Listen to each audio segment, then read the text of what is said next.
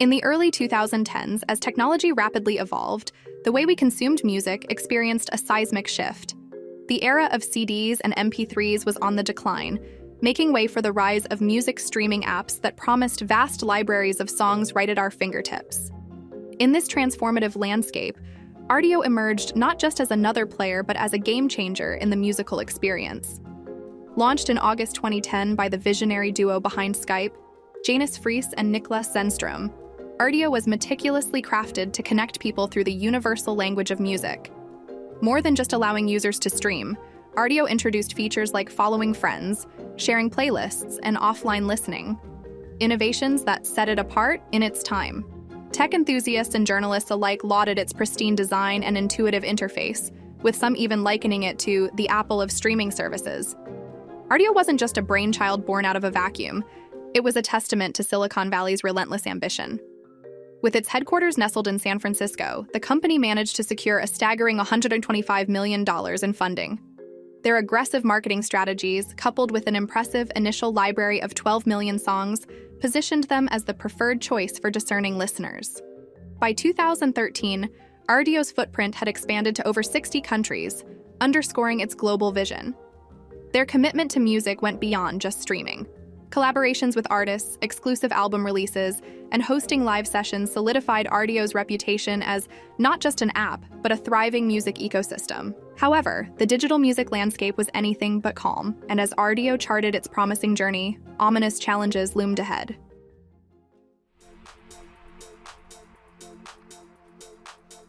Behind Rdio's sleek interface lay a symphony of technical brilliance. Its UI, built on a robust framework, ensured not just aesthetic appeal but also efficient performance, characterized by quick load times and fluid transitions. Tech analysts often marveled at its prowess. David Pierce from The Verge encapsulated this sentiment, stating, "Rdio does streaming best with a combination of interface, social features, and sound quality that others can't match." This wasn't mere happenstance. A dedicated team of engineers and developers worked tirelessly behind the scenes, ensuring Rdio's platform was in a constant state of evolution and refinement.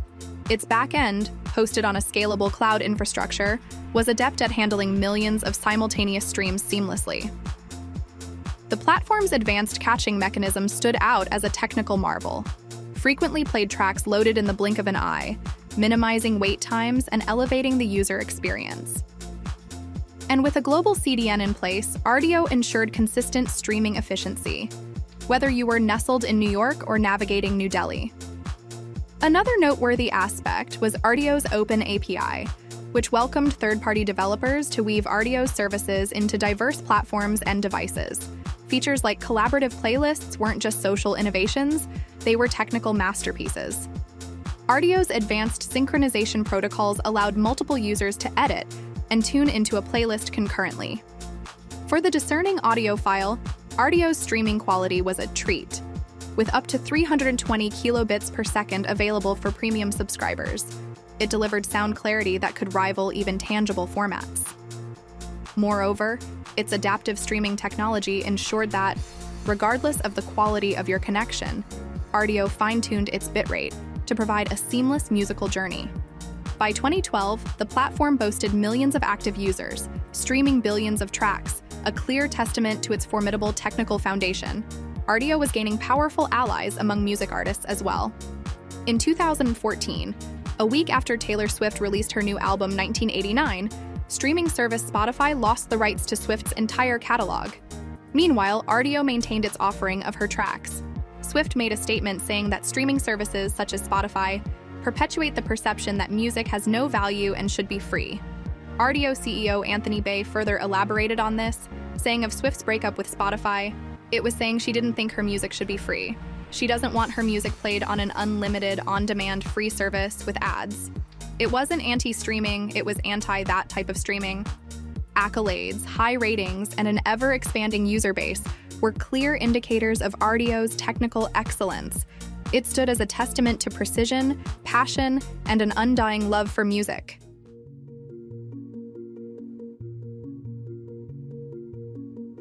Despite Rdio's technical brilliance, underlying challenges began to eclipse its achievements. While Rdio was lauded for its design and functionality, Competitors like Spotify and Apple Music were making strategic advances that Rdio struggled to counter. One of the most significant challenges was Rdio's revenue model. While Rdio relied on subscriptions, Spotify cleverly introduced a freemium model, allowing users free access with ads. This strategy not only attracted a vast user base but also generated revenue, giving Spotify a significant financial advantage. By 2015, Spotify's user base had swelled to 75 million active users, with 20 million as paying subscribers. Rdio, despite its design edge, trailed considerably. Mark Mulligan, a music industry analyst, observed, Rdio's pure subscription model was at odds with the freemium trend. It was a costly strategic misstep. Investor confidence wavered. Rdio had garnered substantial funding, but the returns were underwhelming. The pressure to monetize and expand was palpable. The music streaming industry, with its hefty licensing fees, is notoriously costly. Rdio's limited revenue avenues made financial stability elusive, especially when juxtaposed against giants like Spotify and Apple Music. Technical glitches further marred Rdio's reputation. Users reported buffering issues, app crashes, and syncing errors. These setbacks, once unheard of for Rdio, began reflecting in user reviews. By 2015, its once stellar ratings dipped, with users lamenting its golden days and pointing out a perceived lack of unique features. Rdio's leadership, acutely aware of these challenges, hinted at impending changes in various interviews. But in the relentless tech landscape, time was a luxury they didn't have. Desperate to regain footing, Rdio initiated several pivots. They experimented with pricing models, forged strategic partnerships, and even revamped their interface. However, competitors seemed perpetually ahead. The 2015 interface overhaul, while technically impressive, was seen by many as too little, too late. By mid-2015, the metrics were disheartening. Rdio's growth had plateaued, revenues were on the decline, and market share was eroding. Media outlets were rife with speculations of Rdio's looming crisis. Headlines painted a bleak picture of a tech giant on the brink.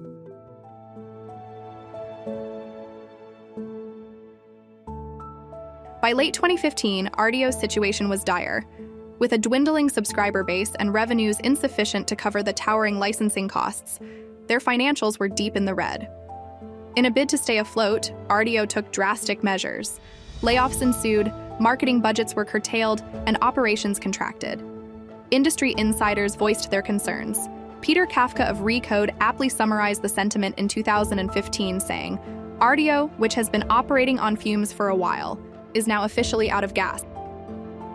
The inevitable occurred in November 2015 when Rdio filed for bankruptcy. The filings laid bare the magnitude of the financial turmoil, with liabilities dwarfing assets. However, not all was lost. In a twist, Rdio announced the sale of its key assets to Pandora, a fellow music streaming service, for $75 million. This acquisition saw Pandora absorbing Rdio's intellectual property and technology, aiming to enhance its own streaming prowess. As December 2015 rolled in, Rdio issued its poignant goodbye. A heartfelt message to its users signaled the end of an era.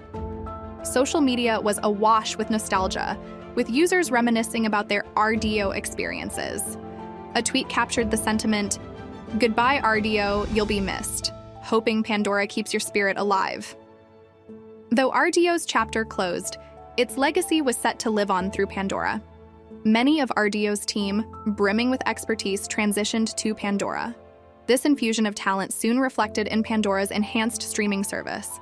Rdio's cherished features were integrated, and a significant chunk of its loyal user base migrated to Pandora.